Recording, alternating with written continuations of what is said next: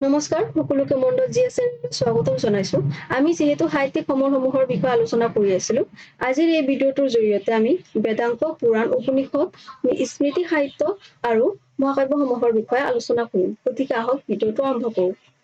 প্ৰথমতে আমি চাওঁ বেদাংক বেদক ভালকৈ বুজিবলৈ বেদাংক ৰচনা কৰা হৈছিল আৰু বেদাংক হ'ল 6 প্ৰকাৰৰ ব্যাকৰণ জ্যোতিষ নিৰুক্ত শিক্ষা কল্প আৰু ছন্দ ব্যাকৰণৰ প্ৰসিদ্ধ গ্ৰন্থ হ'ল অষ্টাধ্যায়ী যি পাণিনিয়ে ৰচনা কৰিছিল আৰু জ্যোতিষৰ প্ৰসিদ্ধ গ্ৰন্থ হ'ল বৃহৎ সংহিতা যাক বাৰামিহিৰে ৰচনা কৰিছিল আৰু নিৰুক্তৰ প্ৰসিদ্ধ গ্ৰন্থ হ'ল নিৰুক্ত শাস্ত্ৰ আৰু শিক্ষাৰ শিক্ষা শাস্ত্ৰ আৰু কল্পৰ কল্পশাস্ত্ৰ আৰু ছন্দৰ ছন্দ শাস্ত্ৰ এতিয়া আমি চাওঁ পুৰাণ ইয়াৰ ৰচনা কৰিছিল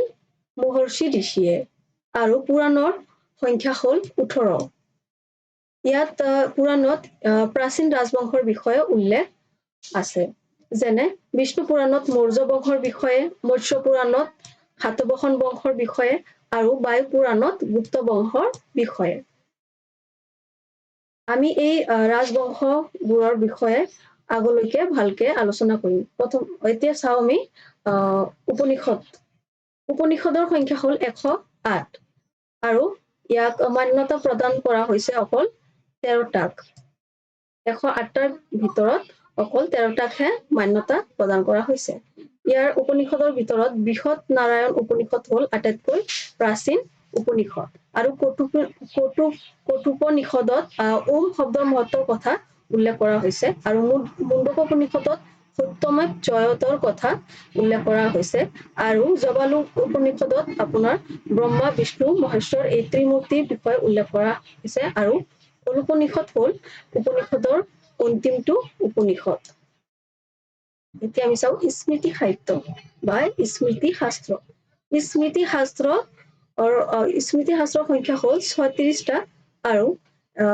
ইয়াতো ৰাজবংশসমূহৰ কথা প্ৰাচীন ৰাজবংশসমূহৰ কথা উল্লেখ আছে যেনেকে বিষ্ণু স্মৃতি আৰু নাৰদ স্মৃতিত গুপ্তকালৰ বিষয়ে উল্লেখ আছে আৰু মনুস্মৃতি আৰু যাজ্ঞবল্ক স্মৃতিত মৌৰ্য কালৰ বিষয়ে উল্লেখ আছে এতিয়া আমি চাওঁ মহাকাব্যৰ ভিতৰত ৰামায়ণ আৰু মহাভাৰত ৰামায়ণক বাল্মীকিয়ে ৰচনা কৰিছিল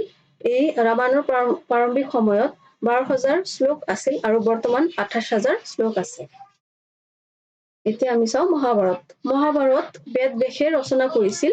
আৰু ইয়াৰ প্ৰাৰম্ভিক সময়ত নাম আছিল জয়